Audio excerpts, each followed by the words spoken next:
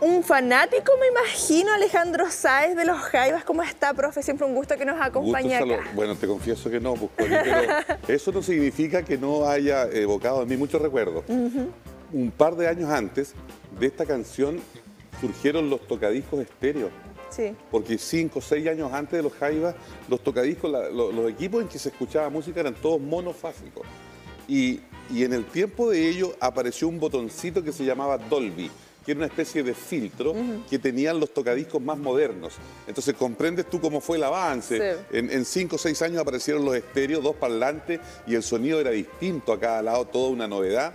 Y después, más encima, había un filtro, que era el Dolby, que hacía que la música tuviera un poco más de fidelidad. Entonces el Dolby era un símbolo de fidelidad, que yo creo que fue lo que ellos quisieron destacar con este álbum, con este tema, ¿cierto? Que lleva ese nombre, porque eran épocas, además, el año 72 fue un año de mucha tensión, claro, en Chile. Vivíamos momentos bien especiales. Yo era un joven, un lolo en esos años, y desde luego eran momentos que tuvieron repercusión en la vida de todos quienes éramos jóvenes en esa época. No todos éramos adictos a la música, sí, y porque a veces dice, oye abuelo, ¿por qué no esta canción, esta otra que es de tu tiempo? Bueno, lo que pasa es que la oportunidad de escuchar música en esos años, la televisión recién llegada. Era un lujo. Claro, la televisión partía a las 5 de la tarde. Entonces, y todos jugábamos y teníamos nuestras actividades recreacionales. Entonces, el tiempo de escuchar música era viendo televisión nomás. Sí. No había equipos personales para poder escucharla. Que ahora desde el mismo teléfono podemos estar escuchando. Claro. O sea, si tú dices, ¿cuánta música escuchaba un joven semanalmente? ¿1 hora? 2 horas. Bueno, en las fiestas, claro, sí, pues, hacíamos una fiesta por semana, éramos buenos para eso y ahí se escuchaba un poco más de música, pero no era una vida musicalizada la que tenía la juventud, salvo que uno tuviera guitarra, y nosotros teníamos nuestro grupo de amigos. Y más hipienta en esa época. Mucho, eso sí, claro. Y estaban marcadas además las pautas musicales por el programa Música Libre de Televisión Nacional, que iba a las 6 de la tarde, 1 hora después de este programa, y que era el que marcaba la pauta con mucha música, no fíjate de los Jaivas, mucha música argentina y desde luego música anglo también, pero básicamente bailable, porque el formato del programa no era muy de balada, sino que era de música bailable. Claro, de activar un poquito la cosa, costumbres que se mantienen vigentes, profe, porque celebraciones, tradiciones que hasta el día de hoy seguimos celebrando en algunos casos y en otras conmemorando. Efectivamente. Y en un día como este, tú lo mencionaste, hoy es el día del equilibrio, del yin y el yang. Porque en nuestra vida, cada decisión que un ser humano toma es una decisión que está entre el blanco y el negro, claro, entre A y B, entre sí y no. Todo lo que nosotros resolvemos en la vida se mueve entre 2 extremos.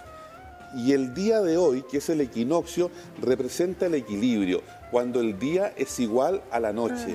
Entonces es un momento espiritualmente muy valioso y que desde luego ha sido celebrado ancestralmente, que viene de costumbres paganas. Hemos dicho ya, conversado, que lo pagano es lo que antecede a la era cristiana, ¿verdad? Los cristianos, cuando asumieron el poder de la sociedad en los años 500 después de Cristo, ellos se encontraron con muchas celebraciones paganas a las que intentaron darle un sello cristiano, y muchas de estas costumbres paganas derivaron a celebraciones católicas, algunas de las cuales forman parte precisamente de las tradiciones de las que hoy vamos a comentar, como por ejemplo la Navidad. Claro. Alguien decía, pero ¿cómo puedes decir que la Navidad sea pagana, o sea, que sea anterior a Cristo, si la Navidad es el nacimiento de Cristo? Paremos. La Navidad es una celebración pagana anterior a Cristo, que celebraba en el hemisferio norte, claro, la llegada del invierno. Entonces, era para ellos especialmente sensible por muchas cosas, y por eso tenían determinadas celebraciones que a la iglesia le incomodaban, y la iglesia instaló la celebración del nacimiento de Cristo en esa fecha, que debió haber sido 21 de diciembre, pero con esto de que los días se desplazaban, claro, porque el año no tiene 365 días, tiene 365 días más 15 minutos, entonces se van corriendo, más un cuarto de día, perdón, y se van corriendo, y cada 4 años un bisiesto. No es 15 minutos, es un cuarto de día, son 365 y cuarto día. Instalaron ahí la celebración de la Navidad, del nacimiento de Cristo, no obstante que Cristo nació 2 o 3 meses antes. Pero era una forma de opacar un poco estas celebraciones paganas. Y y el mundo de las celebraciones de nuestro calendario actual, si uno ve los días feriados que tiene nuestro calendario, se encuentra con que todavía hay... Que octubre se nos viene cargadito de feriado, fin de semana Correcto, largo, que uno empieza al tiro a ver, ¿cuándo el encuentro va a entre dos descansar? mundos, como antes Sí. le llamaban el Día de la Raza. Entonces, quedan en las celebraciones de nuestro calendario todavía 3 celebraciones de la Virgen, 3 celebraciones de Jesús y 3 celebraciones de los santos, de todos los santos, de San Pedro y San Pablo, y de las iglesias cristianas, que hacen 9 festividades cristianas. Son los feriados que tiene nuestro calendario, 9 celebraciones cristianas, y además tiene 7 celebraciones que son civiles, 2 o 3 de ellas dedicadas al ejército. El Día de las Glorias Navales, el Día de la Independencia Nacional y el Día de las Glorias del Ejército. Y otras celebraciones civiles que no tienen estas características y que van buscando evocar lo que fueron muchas de nuestras tradiciones.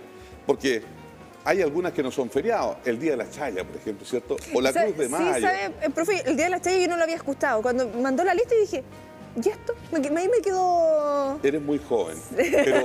Pero era el 2 de febrero. Y ese día todo el mundo tenía autorización, entre comillas, para salir a la calle a mojar al que se le cruzara. Y se celebraba. El Día de la Chaya era un día esperado, divertido para los jóvenes, ¿cierto? Y que nunca terminaba de sorprender a alguien, que resultaba mojado, los automóviles, etcétera.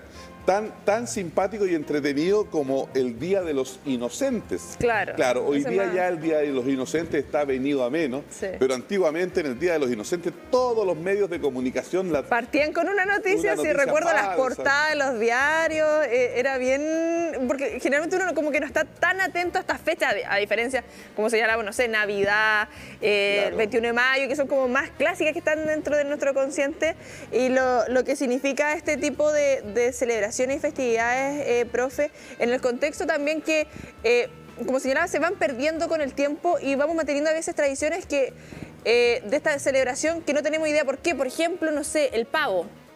Para alguna, y es como, oye, pero si ahora no es tan... Pero es como que no, que hay que comer pavo en esta celebración porque era así antes. Bueno, el pavo y el cordero se comen en una época determinada y es la época en que están suficientemente gordos. Entonces, en realidad, lo que indica la fecha de comerse el pavo tiene que ver un poco con la crianza del pavo, porque si se te pasa de gordo y lo pillas flaco, ya no tiene... Ni una gracia. No, el pavo se come bien gordito, lo mismo que el cordero, y se van asociando, y de ahí vienen costumbres que derivan en tradiciones. Las tradiciones primero son costumbres, claro. Se convierten en hábitos, y después la gente las adorna y las convierte en una ocasión de recordar y por tanto de celebrar. Ahora, las tradiciones rescatan nuestra alma y las tradiciones tienen que ver en nuestro país y en nuestra región básicamente con el encuentro de dos mundos, que es un buen nombre que tiene hoy el día 12 de octubre, que antes era el Día de la Raza. Pero claro, eso se consideró como un poco peyorativo, hablar de la raza, cómo los seres humanos vamos a tener raza. En cambio, decir el encuentro de dos mundos, porque evidentemente cuando nosotros nos llaman el nuevo mundo, bueno, algo de nuevo tenemos, pero no es que este mundo haya nacido cuando Pero para el Colón. hemisferio norte era nuevo, para nosotros ya... Para nosotros no. Claro, pero evidentemente que nosotros partimos después que ellos, ¿cierto? Porque nosotros partimos después que ellos, por diversas razones, empezaron a buscar nuevos espacios, pasaron el estrecho de Bering por el norte y empezaron a bajar por Canadá, Estados Unidos, México y luego América del Sur. Definitivamente así se pobló América. 14.000 años atrás, puede ser 15.000, 16, 20.000, sí, ahí entre 14 y 20.000 años, a lo mejor un poco más también, no es todavía la ciencia tan rigurosa. En ese sentido somos nuevos, porque solo tenemos 20.000 años, ya, con generosidad, mientras que ellos tienen bastante más que 20.000. En ese concepto somos nuevos, pero cuando llega Colón se encuentra con un mundo acá, con un mundo distinto de aquel del cual él venía. Menos desarrollado, sí, menos desarrollado, menos inteligente, pero cuidado, o sea, estábamos en un proceso de desarrollo distinto al de ellos. Tenemos el mismo cerebro que los europeos, pero claro, ellos quedaron interactuando allá, muchos pueblos, entonces copiaban cada uno los avances del otro. Y los que llegaron a América no tuvieron esa oportunidad de interactuar tanto, entonces se quedaron un poco más pegados en los avances y en el desarrollo de la humanidad y en ese sentido es que parecía que los habitantes de América eran menos inteligentes que los europeos que llegaban, o quizá habían logrado ellos desarrollar su cerebro por diversas razones.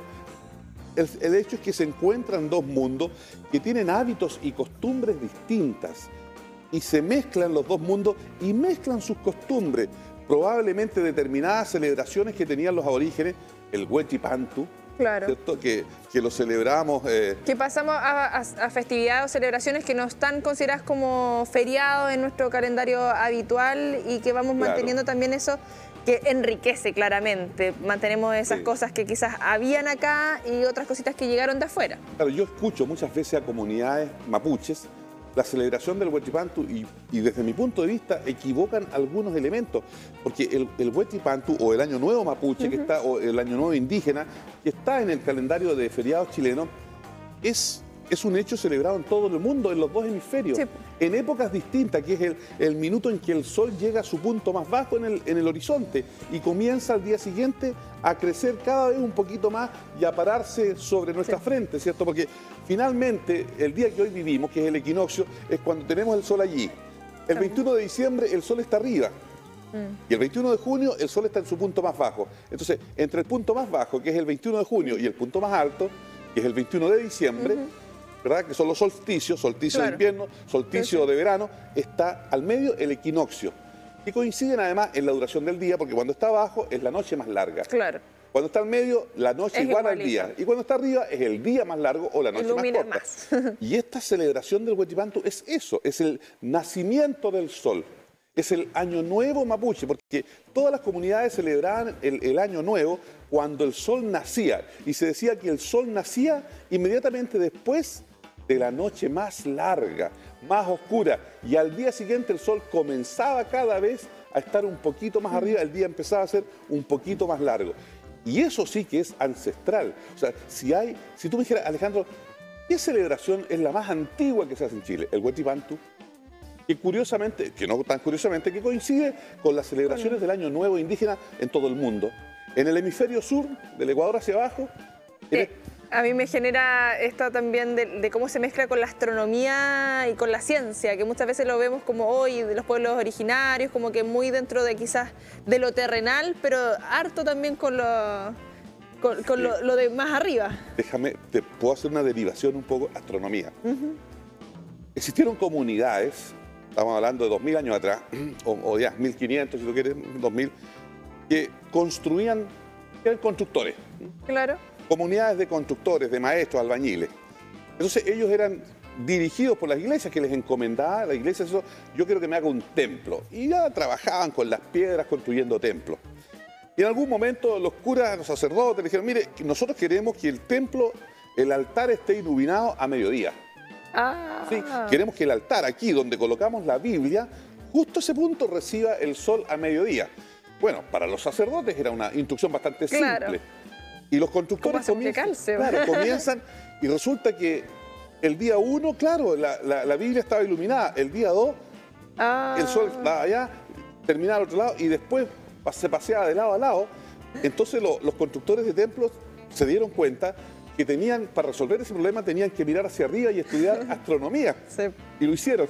Estudiaron astronomía y encontraron una explicación de por qué el sol se desplazaba. O ponerle ruedita a esa cosa. Bueno, y en eso de ponerle ruedita o algo parecido, le explican a los sacerdotes que en realidad para resolver ese tema tienen que hacer determinadas cosas porque en realidad la Tierra no gira alrededor del sol. ¿Qué? Dijeron no, es que no gira, la verdad es que, perdón, el sol no gira alrededor de la Tierra, es al revés. No, eso es blasfemia, muerte. Y se empezaron a matar a todos los que se atrevían a sostener estas cosas, a cambiar el paradigma, generando un problema serio. Entonces, durante los primeros años la astronomía se guardaba muy en secreto entre quienes conocían de ella, porque sabían que les costaba la vida el poder comentar esas cosas. Sí, eso es lo interesante y lo bonito. Más adelante vamos a estar también hablando de astronomía con Ricardo de Marco ahí para quienes nos están viendo, porque cosas que vemos muy lejanas, las seguimos viviendo y las tenemos dentro de nuestra cotidianidad. Por eso mismo queríamos hablar de estas costumbres, de estas tradiciones, para ir cerrando y redondeando, profe, por ejemplo, también, no solamente festividades, porque en las festividades también hay juegos, hay otro tipo de situaciones, más allá de la comida que siempre hablamos. Juegos sobre los cuales la televisión tiene mucha responsabilidad en el que ya no estén. Porque hoy, Connie, tú enciendes con un botón el televisor, te sientas y te diviertes. Sí. O aprendes, comunidad del contenido, donde todo lo que tú hablas acá es enseñarle a la gente distintas formas de cultura, ¿te fijas? Pero antes no había televisión. ¿Y qué hacíamos entonces? Bueno, no dependíamos solo de nosotros. A la escondida se jugaba. Había que salir a buscar socios que compartieran nuestro interés en divertirse, y así surgían los juegos, básicamente de entretención. Jugábamos al trompo, ¿cierto? Es una de las cosas que... Jugábamos a la troya, que son las bolitas, se hacía un hoyito ahí y se tiraba. Alcancé a jugar. Alcanzaste a jugar. A la casineta, un poco más tarde, ¿cierto? Eso, en fin, al cordel, las niñas, esta cosa que giraba. En fin, antes de los españoles, los mapuches jugaban chueca, palín le llaman. Sí. Todavía de repente se hacen esos encuentros, que es como el equivalente al fútbol, pero era como el hockey en realidad. Y estas cosas nos entretenían. Los jóvenes jugábamos al caballito bronce, ¿cierto? De repente has visto las imágenes, que se va haciendo la forma de un caballo largo y se salta y se tira arriba. Al paquito librador. Después quedó Paquito Libre. O Paquito Libre, que era una forma de la escondida, pero tenía ese nombre del Paquito Librador, y la juventud se reunía en la noche a eso. De esa forma se pinchaba, se encontraban parejas, se pololeaba también, porque era la forma de sociabilizar en una sociedad que no tenía no hablemos de internet, ni de computadores, ¿verdad? Y que era una manera mucho más sana, y esa también en la instancia de estas conversaciones, de ir posicionando todas estas temáticas que se daban en los barrios, los territorios. Y le dejo la invitación, profe, no sé si me acepta la invitación para que dejemos una temática aquí conectada, ya que hablamos de barrios, territorio y todas estas cosas que se dan, leyendas también que tenemos acá en nuestra zona, en nuestro sector. Sí, y los barrios eran un tema relevante, muy distinto de hoy, en que muchísima gente que está viendo hoy el programa no sabe quién vive 3 casas más allá o 2 casas hacia el otro lado. Eso, solo 50 años atrás, era impensado. O sea, y no es que uno necesitara tanto al vecino, es que buena parte de la vida se hacía de la puerta hacia afuera. Buena parte de la vida, entre otras cosas porque las casas eran más pequeñas. No existían los quinchos, o sea, muchas cosas tenían que hacerse en comunidad o no se hacían. Y no vivir en comunidad era renunciar a la entretención.